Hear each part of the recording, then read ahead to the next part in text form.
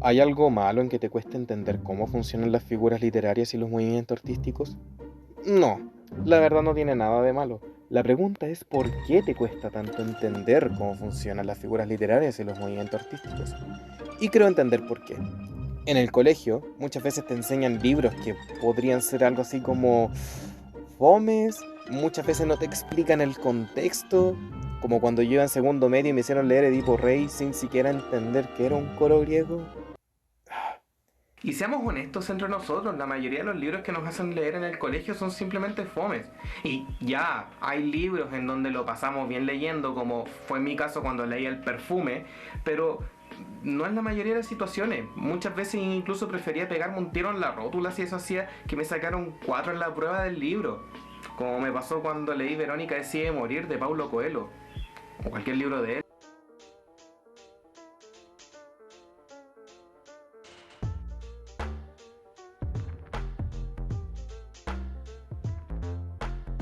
Al final te motivas a leer solamente porque tiene una nota y ya está. Terminamos buscando un resumen por internet y si la voluntad de Dieguito Maradona está con nosotros, encontramos la película y ¡ey! ¡Todo se ha solucionado! Julieta, por esa bendita luna, y yo te juro que... No jures por la luna, por la inconstante luna, que cada mes cambia al girar en su órbita. No sea que tu amor resulte tan variable. La idea de este video es empezar una serie en donde iremos hablando de las figuras literarias y los movimientos artísticos. De este último nos centraremos al menos en los más importantes, de aquellos que han marcado algo en la historia porque hay muchísimos.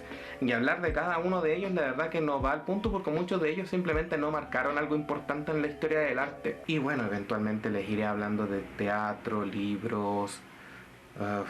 Dios mío. Sin hacer más larga esta introducción les hablaré de dos figuras literarias y un movimiento artístico. Las figuras serían la metáfora y la hipérbole y por parte del movimiento sería del surrealismo. Así que sin más que decir, bienvenido a Teatro Esquelético. Les ha hablado Crustáceo y hoy seré su guía. Vamos de una forma textual. El origen de la palabra metáfora viene del latín metáfora, quien a su vez viene del griego, bueno, a saber cómo se pronuncia esto, que significa transporta. Y es derivado de metafero, que significa yo transporto, si sé. Mucha traducción. La razón de su origen viene de que a la palabra le damos un significado distinto, y esta tiene que ser razonable. Ok, les voy a dar un ejemplo. Se entiende en literatura que la primavera siempre se asocia con la juventud. Entonces, si yo digo, Ed está en la primavera de su vida, se debe intuir con esta metáfora que estoy hablando de una persona joven. Según la literatura, la juventud es la mejor etapa de nuestras vidas, y es verdad, ¿cierto? ¿Are you living the dream, son? Y también muchos dicen que la primavera es la mejor etapa del año, salvo por, bueno, los alérgicos y algunos suicidas. La metáfora permite que lo escrito tenga mucho más estética y es por eso que en la poesía es una de las más fáciles de identificar, ya que el poeta recurre mucho en esta retórica. Pero no porque sea la más utilizada quizás o la más fácil de identificar, significa que sea la más fácil de usar. Una mala metáfora podría dar una confusión al lector, confundiéndola con alguna otra retórica. La metáfora se puede identificar de otra forma que no sea lo escrito, se puede identificar también de forma visual. Lo podemos ver en fotografías, películas, series, y un ejemplo que se me viene a la cabeza vendría a ser una película que a mí me gusta mucho, que es de mis favoritas, que se llama Blade Runner, de 1982, dirigida por Ridley Scott. Time to die.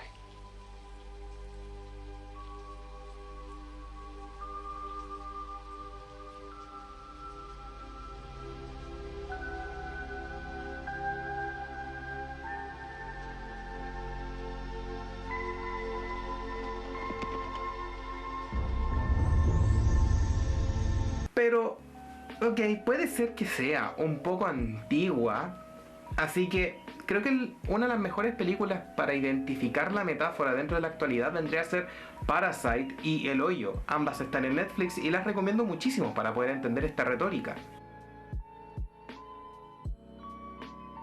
La hipérbole vendría a ser la exageración de algo. Y la pregunta es ¿exagerar qué? Y bueno, la respuesta vendría a ser exagerar todo. Ok, demos un ejemplo.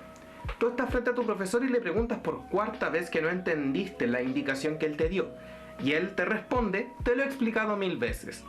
Esto claramente es una hipérbole. Así como una hipérbole es exagerar algo, así agrandarlo, puede ser una hipérbole algo que tú achicas mucho y sí, Sí, pues es una hipérbole, algo que tú minimizas mucho. Por ejemplo, la expresión pesa menos que un paquete de cabritas es también una hipérbole. Y esto es porque nadie puede llegar siquiera a acercarse a ese peso. Y bueno, si alguien está en ese peso, llévalo a un doctor, o sea, no sé. En la figura anterior dejé claro una cosa, que no solamente necesita estar escrito para ser una figura literaria, también puede ser visual. Y con la hipérbole ocurre lo mismo. La verdad es que ocurre con todas las figuras literarias, así que para qué voy a andar destacando. La hipérbole visual está muy, pero muy marcado en algo que yo diría que la mayoría ya hemos visto por lo menos una vez o identificamos. Y esto es el anime.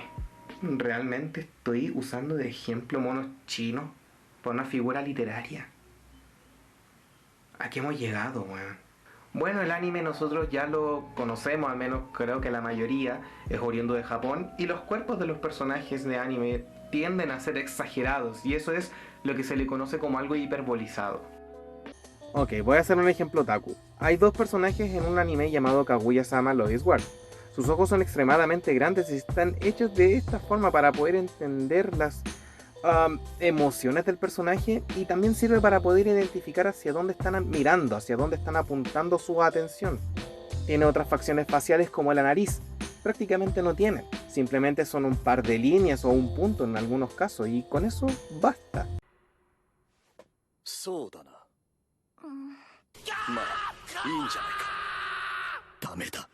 A ver, vamos por partes.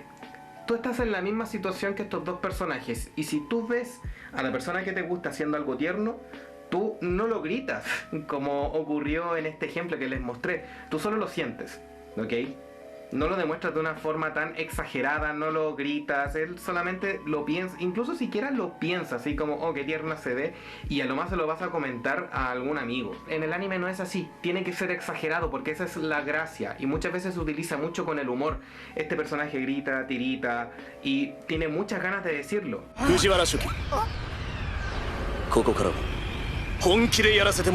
Otro ejemplo que funciona muy bien dentro de la hipérbole es JoJo's Bizarre Adventures. Ya saben, los cuerpos son sumamente gigantes, tienen 17 años, y eso es lo que lograría Schwarzenegger con muchos años de ejercicio.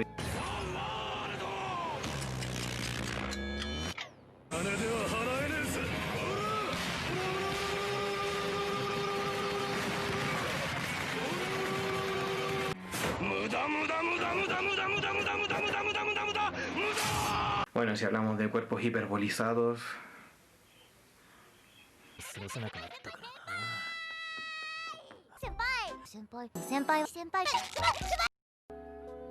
La palabra surrealismo viene del francés surrealisme, en donde sur significa encima y realismo es realismo, entendiendo entonces como algo sobre la realidad. la RAE describe al surrealismo de la siguiente forma: movimiento artístico y literario que intenta sobrepasar lo real, impulsando lo irracional y onírico mediante la expresión automática del pensamiento o del subconsciente. André Breton es a quien se le denomina como el fundador del surrealismo. Publicó un texto llamado Manifiesto del Surrealismo, y lo importante para nosotros es entender que este manifiesto destaca lo poco explorado que está lo onírico como literatura. Lo que Breton finalmente plantea es que el surrealismo es la mezcla entre el mundo real que conocemos y el onírico. Al fusionarse esto y dando un solo mundo, generamos el surrealismo. Referentes para el surrealismo hay por montones. Nos encontramos con Salvador Dalí, nos encontramos con, bueno, del mismo Breton dentro de lo que es la literatura y la poesía, nos encontramos en la película junto con Luis Buñuel.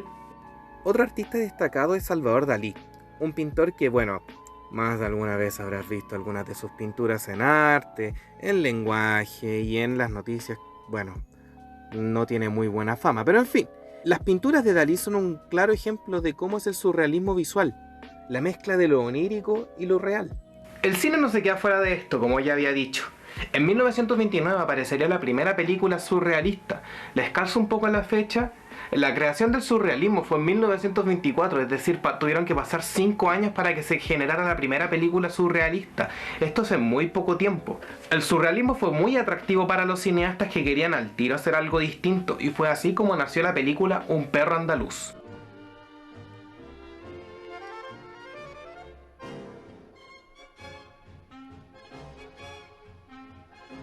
En 1929 se estrenaría la película madre del surrealismo titulada Un perro andaluz de Luis Buñuel, una película de género dramático y fantasía. Personalmente no creo que sea buena idea decirles que vean esta película apenas terminen este video de forma obligatoria para entender cómo funciona el surrealismo en el cine. Es algo que quizás les harían hacer en clases de lenguaje. Y con esto pido que no me malinterpreten. Un perro andaluz no es una mala película. Es el inicio del surrealismo, sí, tiene algunas cosas, pero no es una película mala. Pero la película es del año 1929. Fue estrenada hace 91 años y puede que para ti no sea mucho de tu gusto. Si eres alguien que quiere explorar el surrealismo desde sus raíces, adelante, ve a verla. Pero puede que tenga un ritmo que no te guste, que sea un poco amargo, que sea como de sueño, algo así, pero no es una mala película. Si quieren que les sugiera una película para entender cómo funciona el surrealismo, esta sin duda sería Medianoche en París, dirigida por Woody Allen en el año 2010. Personalmente es una de mis películas favoritas, pero es que por lejos la recomiendo muy fuerte. La película habla de un personaje protagonizado por Owen Wilson, el cual tiene viajes en el tiempo que parecen ser razones más oníricas que fantásticas. Y va conociendo a personajes dentro de esta película, personajes que son de su admiración. Conoce al mismísimo Luis Buñuel, conoce a Salvador Dalí, conoce, en fin, a muchos personajes que son reconocidos dentro de la literatura y el arte surrealista. Y es muy bonito porque al final es un homenaje al surrealismo, un homenaje moderno, pero surrealista después de todo. Buñuel. Sí, Buñuel, Mr. Manley. Man Ray, my gosh. Hello. This is Bender. Bender. This is... Bender. Yes. And I am Dalí. Dolly. Yes. See, you have to remember. Bender is in a perplexing situation. It sounds so crazy to say. You guys are going to think I'm drunk, but I have to tell someone I'm from a different time, another era, the future. Okay, I come from the 2000th millennium to here. I get in a car and I slide through time. Exactly correct. You inhabit two worlds. So far, I see nothing strange. Well, yeah, you're surrealist, but I'm a normal guy. Al fin he terminado. Mírenlo, ha quedado bastante bonito según yo. A mí me gusta bastante cómo quedó esto. Y espero que a ti también te guste harto. Espero que haya sido informativo porque esa es la gracia de este video. Cualquier duda, sugerencia o queja que tú tengas con respecto a este video, ponlo en los comentarios, voy a estar súper atento. Y si realmente te gustó, apreciaría mucho que dejaras tu like, que te suscribieras. Eso la verdad me ayudaría bastante para poder seguir motivándome a hacer de estos videos. Agradezco mucho que te hayas quedado hasta el final. Y pues nada, nos vemos en el siguiente video.